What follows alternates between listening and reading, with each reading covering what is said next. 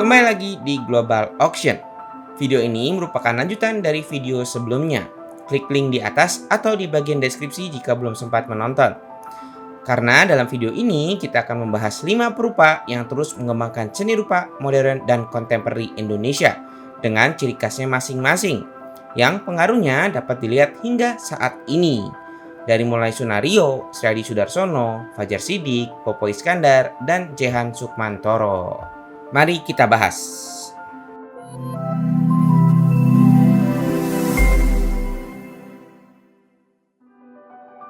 Sunario merupakan salah satu perupa ternama asal Bandung. Kontribusinya terhadap perkembangan seni rupa kontemporeri dan modern di Indonesia tidak dapat dilewatkan dengan menggabungkan berbagai media di atas kanvas dan membawa naratif yang penuh dengan nilai-nilai budaya. Karena hal tersebut, Sunario mendapatkan beberapa penghargaan, antara lain Akademi Jakarta Award dan The Lifetime Achievement Award from Artstage Jakarta and Jogja Biennale pada 2017. Terlebih, legasinya diabadikan oleh Sunario dengan membuat Selasar Sunario dan Wat Batu di Bandung. Dalam karya Barong, Sunario mereimajinasi sang dewa pelindung di tengah visual abstrak. Komposisi karya ini didominasi dengan background hitam yang dipadukan pasir tempel, di mana memberikan tekstur yang unik. Di tengah-tengah kehitaman tersebut muncul wajah sang Barong dengan warna emas dan merah tua yang dilengkapi dengan taring putih yang tajam. Sedangkan badan yang berwarna hitam seakan memenuhi seluruh kanvas. Kontras warna tersebut tidak hanya memberikan fokus pada wajah sang Barong, namun juga menunjukkan misteri dan kekuatan dari sang dewa pelindung ini.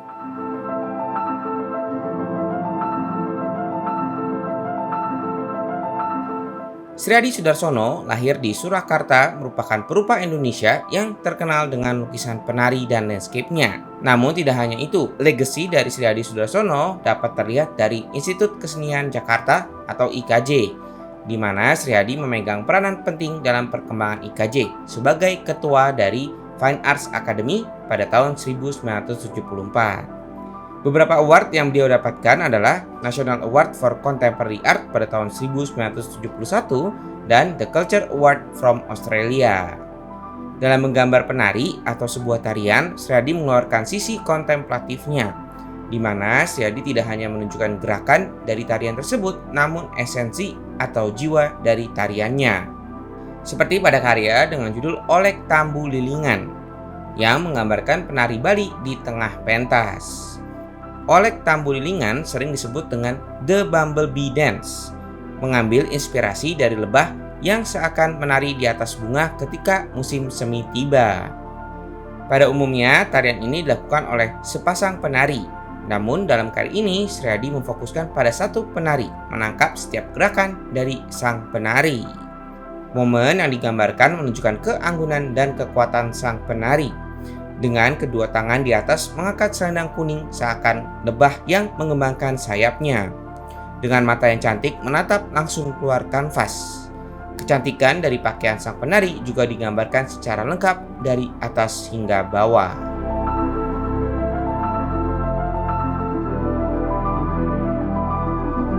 Fajar Sidik lahir di Surabaya pada tahun 1930. Minat dan bakat melukisnya sudah muncul ketika Fajar Sidik bersekolah di Hollands Inland School atau HIS. Namun saat kuliah, awalnya beliau mengambil sastra Inggris di Universitas Gadjah Mada, yang lalu pindah ke ISI Yogyakarta untuk mengambil abstraksi pure. Pengaruhnya tidak hanya dapat dilihat dari karyanya saja. Fajar Sidik juga mendedikasikan dirinya untuk menurunkan ilmu ke generasi berikutnya, dengan menjadi dosen di ISI, lalu menjadi ketua jurusan seni lukis dan menjadi asisten rektor di ISI.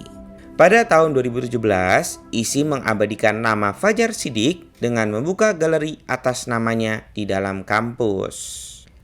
Keunikan atau ciri khas dari karya Fajar Sidik dapat dilihat dalam karyanya yang berjudul Interior. Dengan background coklat muda dan putih, beliau menata bidang-bidang yang dikontraskan dengan coklat tua, membentuk sebuah komposisi yang harmonis, dengan objek favoritnya matahari di sebelah kanan atas.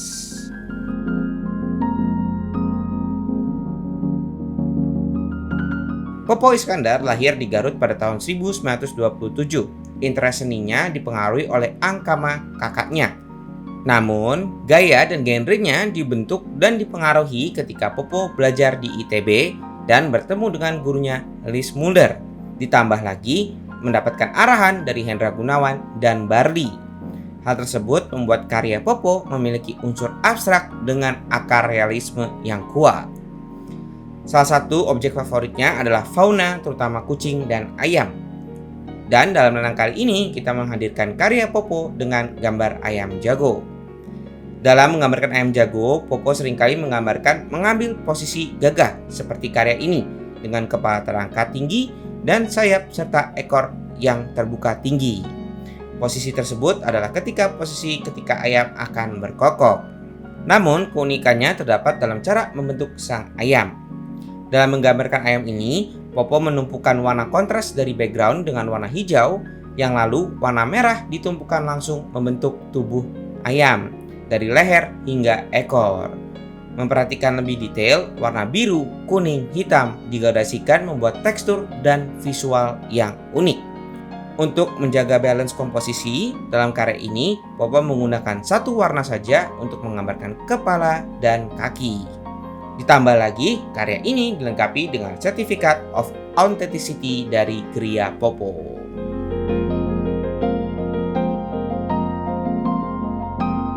Jehan Sukmantoro atau yang lebih dikenal dengan julukan pelukis bermata bolong merupakan salah satu maestro Indonesia yang mendapatkan rekognisi dunia ketika beliau melakukan solo exhibition di Paris pada tahun 1999. Untuk melihat video lengkap mengenai profil Jehan, bisa klik link di atas atau di bagian bawah. Karya dengan mata hitam pertama kali dibuat Jehan pada tahun 1965, di mana saat itu dengan situasi ekonomi dan politik yang tidak jelas, beliau merasa masa depan tidak dapat dilihat. Dan hal tersebut ditunjukkan melalui mata hitam yang tidak bisa melihat apa yang terjadi di depannya. Namun, seiring berjalannya waktu, hal tersebut menjadi sebuah reminder bahwa dalam menjalani hidup, kita tidak hanya bisa menggunakan mata saja, namun harus menggunakan mata batin. Dalam lenang kali ini, kita memiliki 3 karya dengan ciri khasnya, yaitu mata hitam, dan juga dengan subjek favoritnya, yaitu wanita. Dengan satu karya dengan tema ibu yang sering diincar para kolektor.